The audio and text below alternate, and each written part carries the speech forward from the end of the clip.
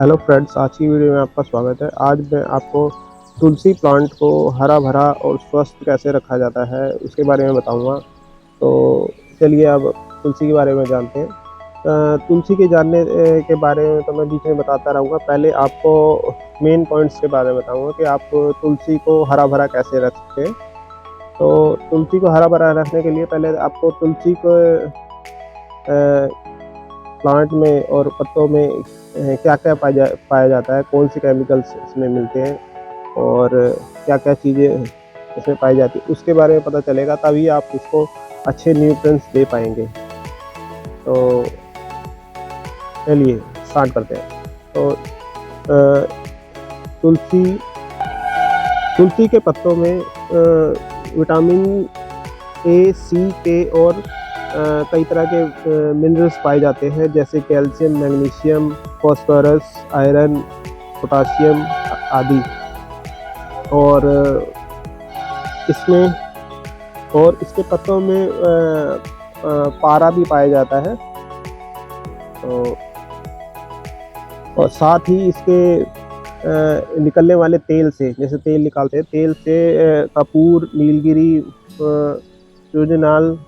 यूजेनाल, alpha बिसानील, beta बिसानील और मूल्यवान स्रोत होते हैं। इसलिए इसको आयुर्वेद और जड़ी बूटियों की रानी भी कहा जाता है। तो चलिए पहले आप इसको प्लांट को हेल्दी करने के बारे में बताता हूँ, कैसे आप हेल्दी रख सकते हैं, क्या क्या इसको न्यूट्रिएंट्स चाहिए होंगे। तो स्टार्ट करते हैं। तो स्टार्टिंग में तो आपको इसमें एनपीके चाहिए होगा। एनपीके ये आप देख सकते हैं, एनपीके। तो इसमें एन का मतलब है आपका नाइट्रोजन। नाइट्रोजन प्लांट के संपूर्ण विकास के लिए आवश्यक है। तो मतलब छोटा जब प्लांट रहे आपका 1-2 इंच का, तो आपको एनपीके देना है, वो भी बहुत कम मात्रा में उसको। तो एनपीके देना है। तो एनपी में आपको एन तो का मतलब समझ में आ गया। इसमें पी का मतलब है फॉस्फोरस। फॉस्फोरस प्रकाश संश्लेषण की प्रक्रिया में सहायक है। फॉस्फोरस मिलने से बीज स्वयं स्वस्थ पैदा होते हैं और तेजी से जड़ें भी पैदा होती है साथ में। तो ये हो गया। और एनपीके में तीसरा तत्व है के मतलब पोटाशियम। ये पौधों का पीएच मेंटेन करता है, 7 से 8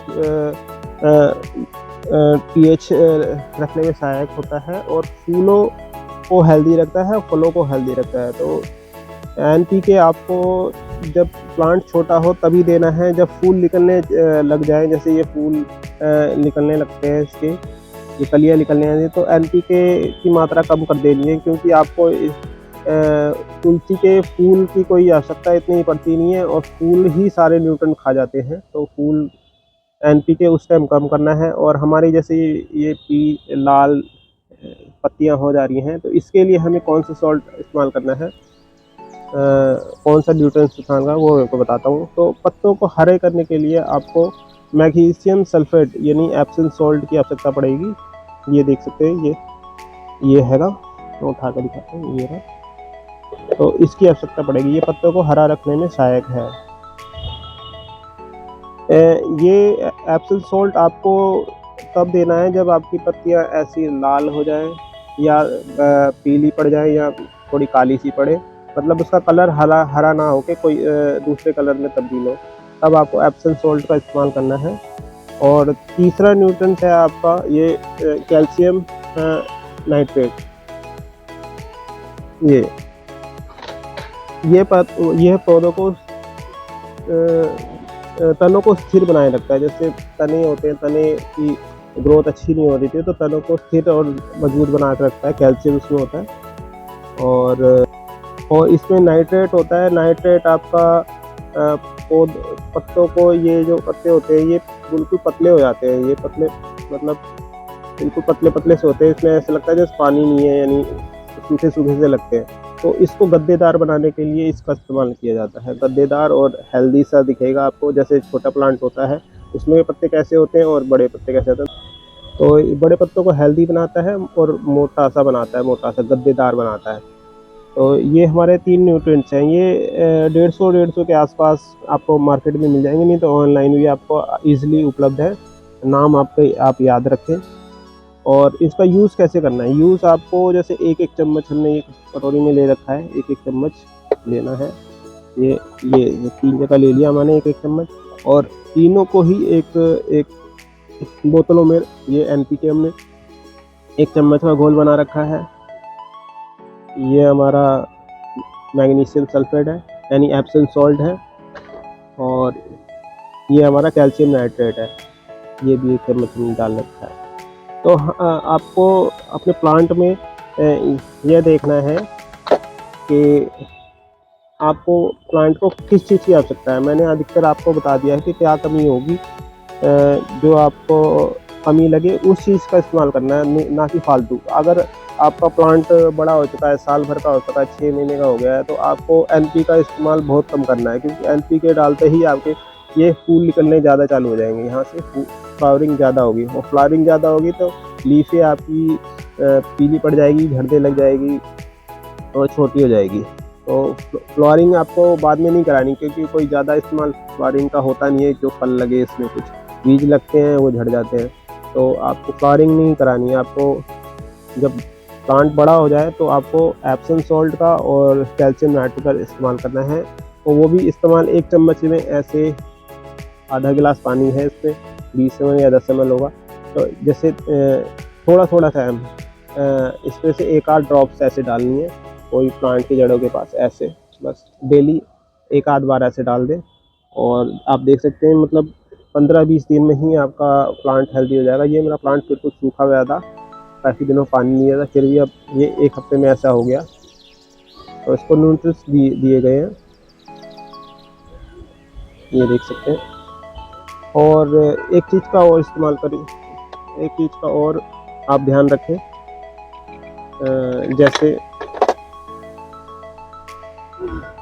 जैसे आप रोज़ पानी दिया जाता है, जैसे आपको संडे को छोड़कर तुलसी में रोज़ पानी दिया जाता है, तो पानी आपको कैसा है वो भी आपको चेक करना पड़ेगा। आप अगर बोरिंग का पानी देते हैं तो आपका अगर पानी का TDS ज़्यादा है, उसमें खारा पानी है, तो आपका ये सारे न्यूट्रिएंट्स वहाँ काम नहीं करेंगे, क्योंकि सॉल्ट वो खारा पानी ज़्यादा हो जाएगा और ये सॉल्ट रिएक्ट कर देंगे, मतलब कोई असर नहीं होगा।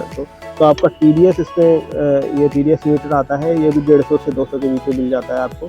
तो ऑनलाइन मंगा लें, अगर आपको नहीं मिलता तो ये जैसे TDS मीटर है, तो इससे जो पानी आपको देना है वह पानी आप TDS की नाप लें कितना है। जैसे ये हमारा TDS ये डालते हैं, तो TDS जैसे इसमें 132 आ रहा है, ये TDS पानी हम दे सकते हैं।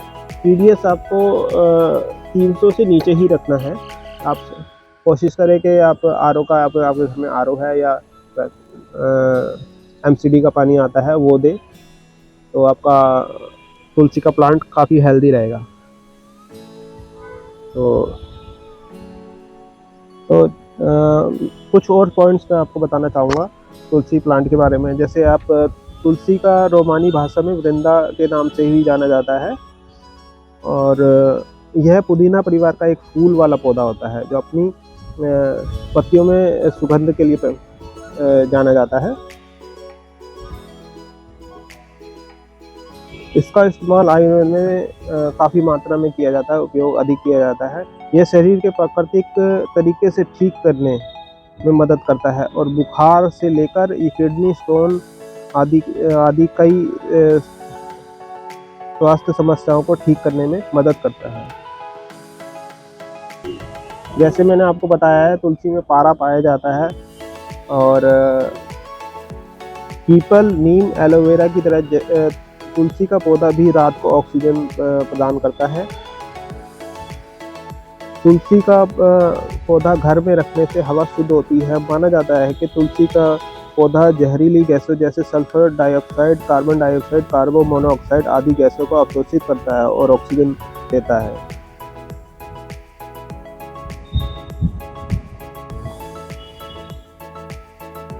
इसकी महक से मच्छरों को दूर रखते हैं, मतलब मच्छर दूर रहते हैं। तुलसी के 5 प्रकार पाए जाते हैं, जैसे राम तुलसी, कृष्ण तुलसी, वन तुलसी और कपूर तुलसी, मरुआ तुलसी। औषधियों के लिए कृष्ण तुलसी का प्रयोग ज़्यादा होता है, जिससे कि पत्तों में का कलर बैंगनी होता है। और वन तुलसी में तेज गंध होती है। आमतौर पर यह हिमालय के आसपास उगाई जाती है। इसकी तेज सुगंध से प्रतिरोधक क्षमता को बढ़ती है शरीर की, और एंटी एजिंग गुण होते हैं इसमें। हरी पत्तियों वाले तुलसी, जिसे श्री तुलसी भी कहा जाता है, वास्तु के अनुसार ये जीवन में सौभाग्य लाती है। तुलसी के प्रतिदिन पानी देना काफ़ी लाभदायक माना जाता है कि तुलसी देवी रवि माना जाता है कि तुलसी देवी रविवार के दिन विष्णु का व्रत रखती हैं, इसलिए रविवार को पानी नहीं देना चाहिए। इसके कारण उनका व्रत टूट जाता है। तुलसी को वैकुंठ का प्रवेश द्वार माना जाता है, जो विष्णु का भगवान विष्णु का निवास स्थान है। और तुलसी की पत्तियों को भगवान गणेश, शिवलिंग और देवी दुर्गा के छोड़कर सभी देवी देवताओं को चढ़ाया जाता है। शिव पुराण के अनुसार शिवलिंग पर तुलसी वर्जित माना जाता गया है। तुलसी को हमेशा विषम संख्या में ही लगाना चाहिए, जैसे 1, 3 और 5, 7। कहा जाता है एक बार माता सीता हनुमान जी को खाना खिला रही थी और उन्हें खाना खाने का पूरा दिन लग गया था। खाना खिलाते उनको पूरा दिन लग गया था, फिर भी उनका पेट नहीं भरा था। तो भगवान राम ने उन्हें 2 तुलसी के पत्ते खिलाने को कहा, जिसके बाद उन्हें पूर्ण संतुष्टि महसूस हुई और उन्होंने खाना बंद किया। तुलसी विवाह भी माना जाता है, जैसे शालिग्राम के साथ तुलसी विवाह भी किया जाता है साल में एक बार। तो 2023 में तुलसी विवाह 23 नवंबर 9 बजे के बाद, रात 2 बजे के बाद, और 24 नवंबर 7 बजे शाम को 7 बजे से पहले उनका मुहूर्त है। और तुलसी का नाम वृंदा कैसे पड़ा, ये आपको बताता हूँ। पुराणों में वृंदा का विवाह समुद्र मंथन के उत्पन्न जलंधर के साथ कर दिया गया था। वह एक असुर प्रजाति का था। वृंदा एक पतिव्रता पत्नी थी, जिसके कारण जलंधर की ताकत और बढ़ गई थी, और भगवान शिव भी उन्हें परास्त नहीं कर पा रहे थे। तब उन्होंने भगवान विष्णु से अनुरोध किया। तब विष्णु भगवान ने जलंधर के रूप में घर में वृंदा का सतीत्व भंग कर दिया, जिसके कारण वृंदा ने विष्णु भगवान को पत्थर बनने का श्राप दे दिया, और भगवान विष्णु शालिग्राम पत्थर के रूप में हो गए। इसके पश्चात माता लक्ष्मी ने वृंदा के अनुरोध किया और वृंदा को श्राप वापस लेने को कहा जलंधर के साथ, जिससे माता लक्ष्मी के अनुरोध से वृंदा ने श्राप वापस लिया और जलंधर के साथ उसके साथ ही सती हो गई।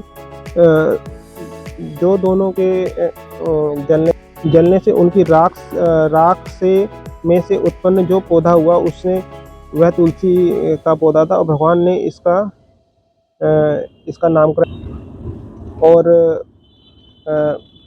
भगवान ने कहा मेरे प्रसाद में बिना तुलसी के मैं प्रसाद ग्रहण नहीं करूँगा। तो ये कुछ बातें थी जो आप तुलसी के बारे में को मैंने बताई है। और फिलहाल आज की वीडियो के लिए बस इतना ही। बाय।